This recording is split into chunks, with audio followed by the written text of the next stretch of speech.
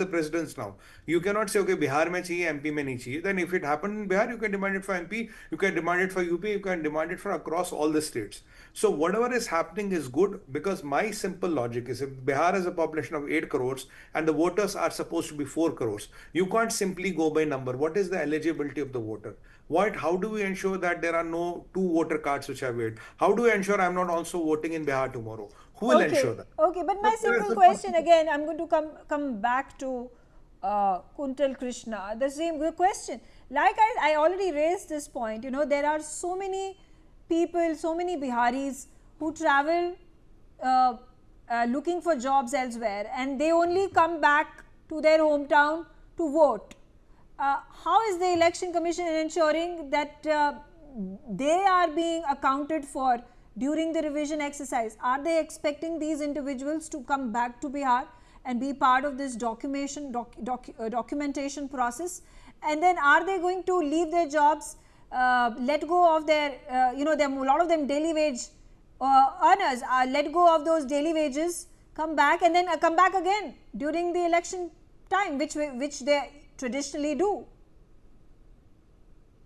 Megha, let me appraise you with few facts before I answer your question. There are two districts in Bihar, Kishanganj and Araria.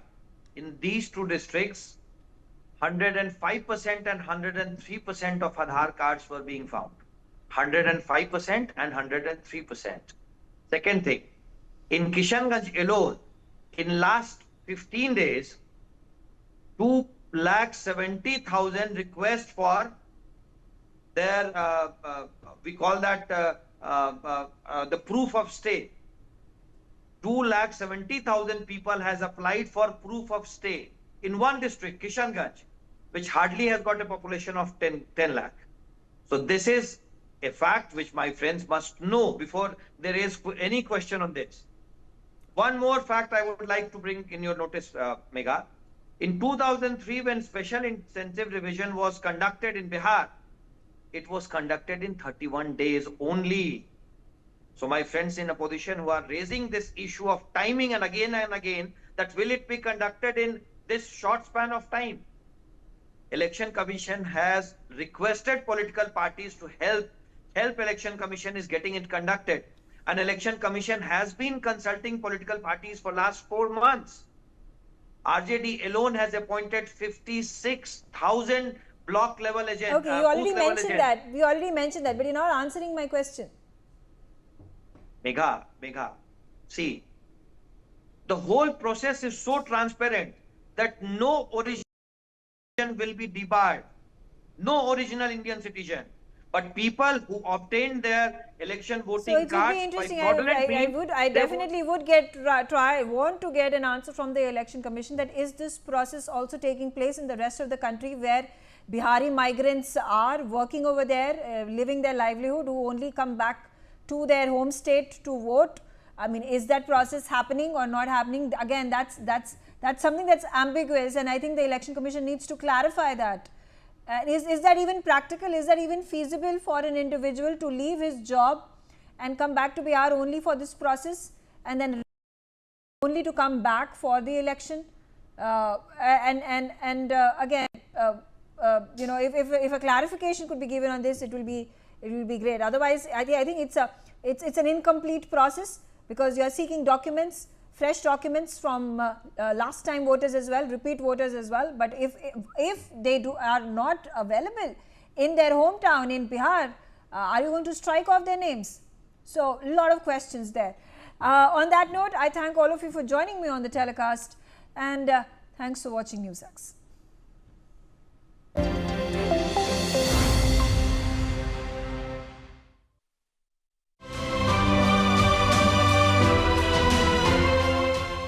Under the skilled leadership of Chief Minister Yogi Adityanath, Uttar Pradesh is emerging as a new force in the 30,000 crore रुपए के निवेश उत्तर प्रदेश के अंदर defence sector के ही होने जा रहे हैं. A defense corridor is being developed in 6 major districts. By fostering defense manufacturing, this is promoting India's self-reliance.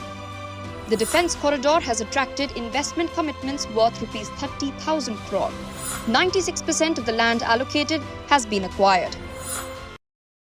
97 hectares, 2,015 have been secured. In Lucknow, the BrahMos Aerospace Integration and Testing Facility has been constructed. Built at a cost of Rs 300 crore, this unit stands on 80 hectares and will produce the world's state-of-the-art supersonic cruise missiles. Apart from strengthening the defence sector, the UP Defence Corridor will also provide employment to young people.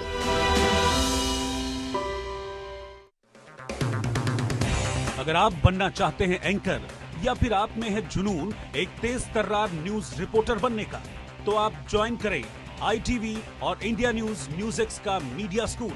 ITV next media international school का course आपको मौका देता है देश के दिग्गज anchors के साथ काम करने का।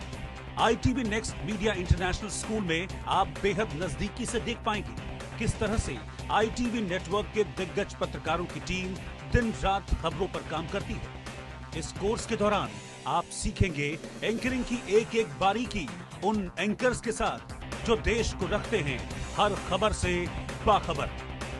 ITV next media international school का ये कोर्स आपके एंकरिंग स्किल्स को करेगा इतना सशक्त, मजबूत, जिससे आप बनेंगे पत्रकारिता की दुनिया का वो चमकता चेहरा जो दुनिया देखेगी और पसंद करेगी।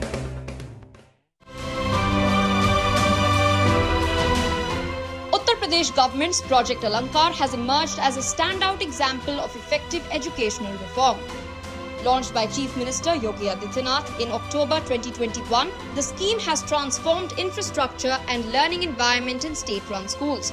यूपी शिक्षा का एक नया मॉडल देने जा रहा है, स्कूली शिक्षा का, प्री प्राइमरी से लेकर के और सीनियर सेकेंडरी लेवल तक।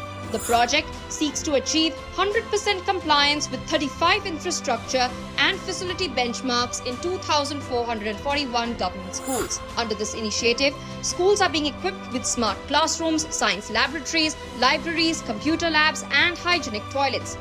This has created a conducive and inclusive environment for learning. Enrollment in secondary schools has increased by 23% and attendance in primary schools has risen 11.5%. The turnaround witnessed in government-run schools in UP has made this ambitious scheme a role model for other states across India.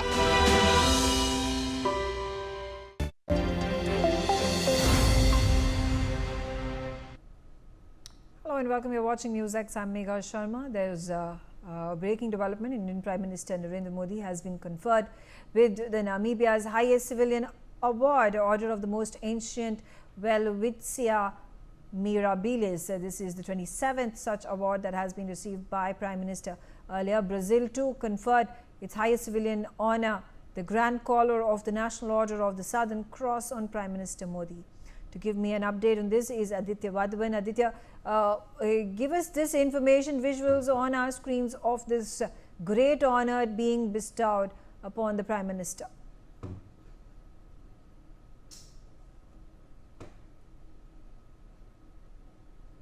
Prime Minister has been on a 5-nation tour in a span of 8 days, and the highlight of it has been of course the BRICS summit and the state visit that he made to Brazil, and as we mentioned, he was conferred upon the highest civilian award by his counterpart President Lula da Silva, and here in Namibia as well, which is the last country that he is touring before he returns to India tomorrow, is the greatest honor that has been conferred upon him by the Namibian president.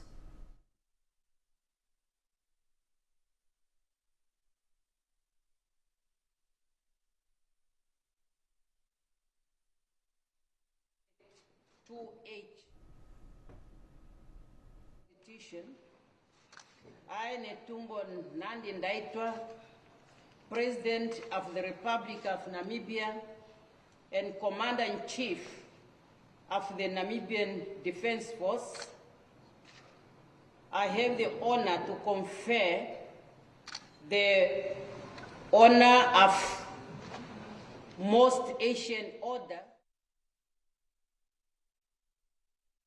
और सम्मान की बात है, मैं राष्ट्रपति जी का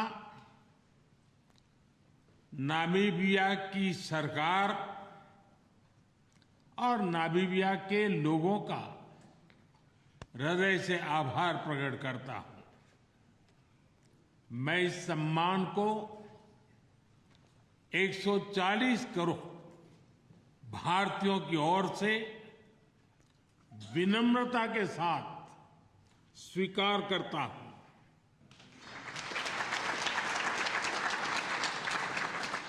friends, Namibia का well विचिया, जिसके नाम पर इस अवार्ड का नाम रखा गया है, यह कोई साधारण पौधा नहीं है। यह घर के एल्डर्स की तरह है, जिन्होंने समय को करवट लेते देखा है। यह नामीबिया के लोगों के संघर्ष, साहस और संस्कृति का प्रतीक है। यह भारत और नामीबिया की अविचल दोस्ती का साक्षी है और आज इससे जुड़कर मैं बहुत गौरवान्वित महसूस कर रहा हूं। मैं इस सम्मान को नामीबिया और भारत के लोगों को उनकी निरंतर प्रगति और विकास को और हमारी अटूट मित्रता को समर्पित करता हूं। फ्रेंड्स, एक सच्चे मित्र की पहचान कठिन समय में ही होती है। भारत और नामीबिया अपने स्वतंत्रता संग्राम के समय से एक दूसरे के साथ खड़े रहे हैं।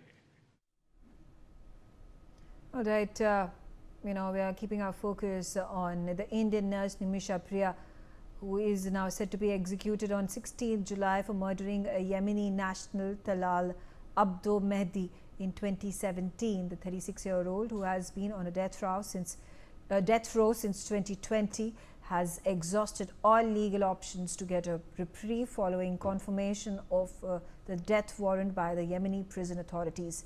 The case has now entered its most critical phase, with the tribal negotiations representing the final hope for clemency.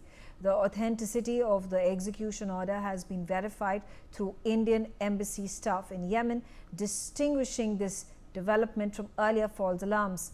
The tribal element of the Yemeni society represents Nimisha's last lifeline. Under a Yemeni custom, the victim's family holds the power to grant forgiveness, potentially commuting the death sentence in exchange for blood money, a traditional form of compensation. What is next in Nimisha Priya's case in Yemen? Will she be executed, or will India be able to manage in saving its citizen from a brutal, fatal fate? Joining me on the telecast is Babu John. He's the member of the Save Nimisha Priya Auction Council. Thank you, Mr. John, for joining me. And if you could shed more light into what are the latest developments. What we are getting to know is that the blood money that has been offered, which is to the tune of $1 million, has been outrightly rejected by the family of the Yemeni national that was killed. What are the developments that are happening currently? Yeah, good evening. Actually, what you said is not exactly correct, because, we have offered $1 million as the blood money. They didn't reject it. I'm happy to say that they didn't reply on it. They didn't use the word "we rejected." So if they say we rejected, the end of the story. But still, before yesterday, that is on, before yesterday, the power of attorney holder Samuel Joram got a telephone call from the Ministry Yemen, and the jail authorities from Yemen saying that there is an order for execution has come, the date is fixed as 16th of July. They said still you have time to bring the family into the negotiation table, and if the family pardon, still Nimisha can be saved. And then, we are starting the negotiation process, which was halted, some 2-3 months back due to this war situation, the war situation between Yemen and Saudi Arabia, between the, Iran and America and India and Pakistan, all affected all this region, especially the embassies and all. So in December 2024, we had transferred total 40,000 US dollar for the pre-negotiation expenses. Because of that, the team working over there, including the tribal leaders and the embassy missionary, was on it. And during that discussion, Nimisha Priya's power of attorney holder, Mr. Samuel Jerome, offered $1 million as the blood money to the family, and it was conveyed to the family, but they didn't reply on it, and there was no further meeting was done because of the latest world situation. So I would like to understand from you, has there been any direct communication between you and the Ministry of External Affairs of India? Yes. We were communicating with the Minister of External Affairs in India and the MBA and the Ambassador of Saudi Arabia, who is in charge of this negotiation. And we, power of attorney holder, through power of attorney holder, there was a negotiation and communication was happening. But directly to the family, because the mediators are doing that job. How has this money been accumulated? The $1 million offer that has been made on behalf of Nimisha Priya to the victim's family, who has contributed to the fund? No. We didn't collect that $1 million. We have collected around 50. Out of that 50 lakh rupees, $40,000, around 40 lakh rupees already transferred as a pre-negotiation expenses. And we have consulted many people all over the world, especially in India also, and the businessman and the, same thinking, good human beings and the business people also. They all said, once you reach a number for the blood money, we will all help. With that support from the public and media and the politicians and the governments, we are offering that $1 million, and we are confident that we can gather that money once the family agree. What are your expectations now? It is just a few days remaining. Today is July 9th. On April 16th is when she is, in July 16th is when she will be ordered to be executed. Now, what are your expectations? Do you think there is going to be any intervention that is going to be made by the government of India itself in these last few days? That is what, half an hour back also, I was speaking to Samuel Jerome, who is already in Yemen, and he had made the appointments with the negotiating team, that I cannot say the names of the tribal leaders and all. He had made appointments with them tomorrow or after tomorrow. He is in southern part of Yemen now, in Aden, and Nimisha is held in the northern part of Yemen, that is the capital city of Yemen, Sana'a. So he has to travel there due to this war and all, all the road blockages and all. He is traveling to Sana'a, and tomorrow, hopefully morning, he will reach there. The meeting will take place. Then only I will be able to give a proper reply on that. What will happen. But today, half an hour before, he got a call from the jail authorities that, they will help. They will help to discuss directly with the family, come down and we will negotiate. That is a green light for us, and that gives us a hope in the last minutes even. There have been at least a dozen of these negotiations, these talks, these mediations that your team and of course the power of attorney Samuel Jerome has initiated with the victim's family. What has transpired in these 12 meetings, and why do you think why do you think you are facing so much resistance from the victim's family to accept the blood money? Exactly, exactly. As everybody should know that Yemen is ruled by the tribal system as well as parallelly the law, law of rule. Actually, this two system was parallelly where tribal system get an upper hand nowadays because of the war situation. So nobody is, able to go directly to the family and speak, like in India or in, any other democratic countries. And there is no, diplomatic relation with the Al Houthi government, which is a rebel government, not an, publicly or worldwide acknowledged government is not. It's a rebel government supported by Iran.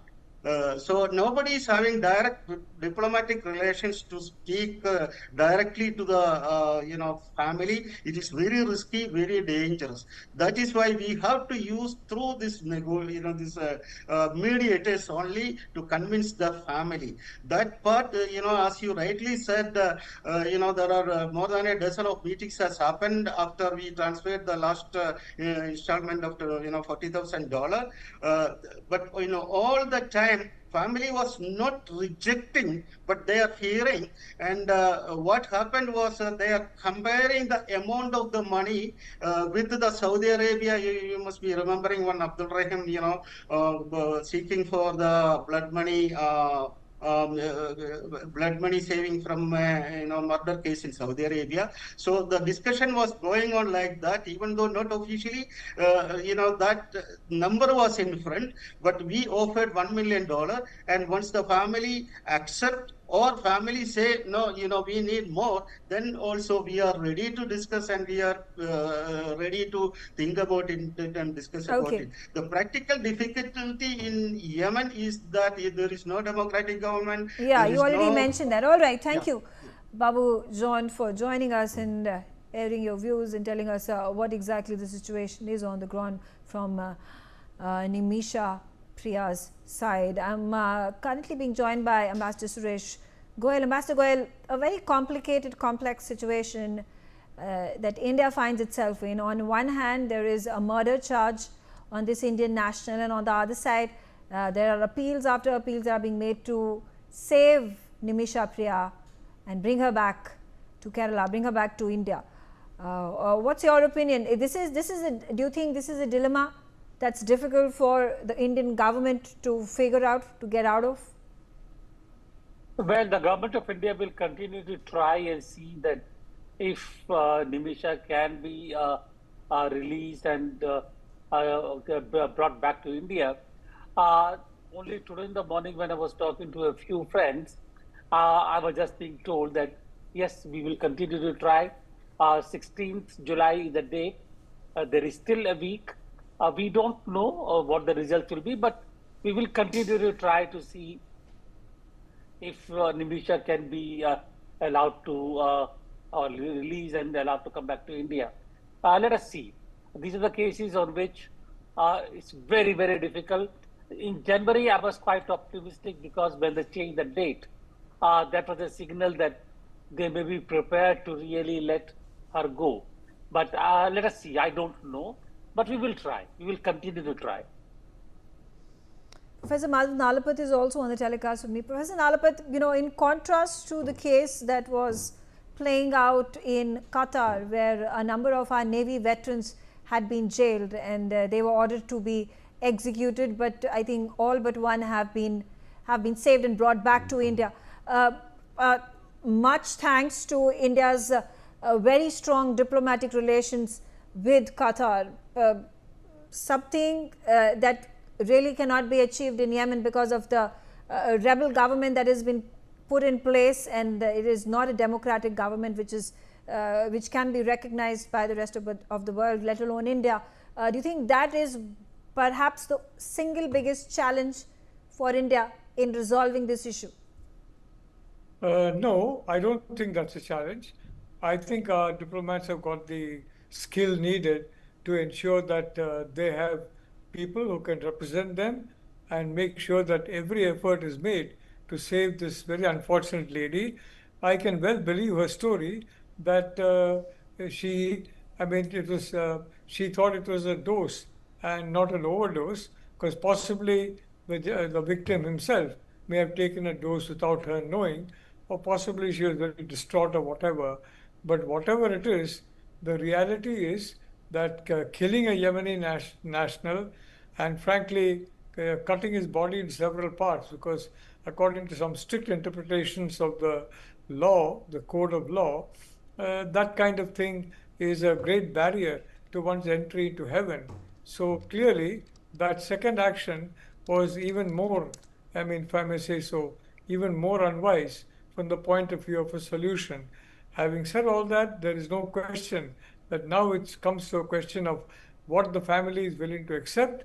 And I would like to point out that yes, definitely Iran will be very influential in this particular matter because Iran has got influence there. I mean, and because I'm told that they're also Shia, and Iran is a very large Shia country. But the whole problem is this poor lady has got enmeshed in geopolitical cross currents. You have a kind of war going on between Iran and Israel. You have a lot of tension going on, including, as has correctly been mentioned, India, Pakistan, and which has been paused but not finished. So this is really working negatively against this unfortunate lady, and it's a highly unfortunate case. The local NRI community in the Middle East, I mean, a very large portion of them are non-resident Malayalis, non-resident Keralites who come from Kerala. Ambassador Goel will bear me out about that. And I think that they will be able to raise that money. And the fact that the family has not rejected the offer is a sign of hope, Megha. Yeah. And I think we can continue to hope that the lady will come back and be united with her family. But this is a warning to all Indian nationals. Please don't take a risk in a war zone. Whenever you can, when it's possible to leave a war zone, leave it. Don't take a risk. Maybe some extra money, whatever it is, but there are other parts of Middle East are safe where you can go and which are well in need of nurses. So this is I would say, a very stark reminder that war zones should be avoided no matter what, which is why the government of India has got a very wise policy of extricating citizens who are in war zones. And as I recall, the Modi government has been particularly efficient in that, including in Yemen in the past. Thank you. I also have with me Naveen Chomal. Naveen, understanding from you, do you think it would be right for India to pin its hopes on Iran in trying to come up with a negotiation, some sort of a deal that would save Nimisha's life? Megha ji, I would like to copy paste everything what Professor Madhav Nalapat said. So continuing from what he has said, I would like to add that yes, our government is very skilled in the negotiations and our government is very sensitive towards the needs and the safety of our Indians in all foreign countries.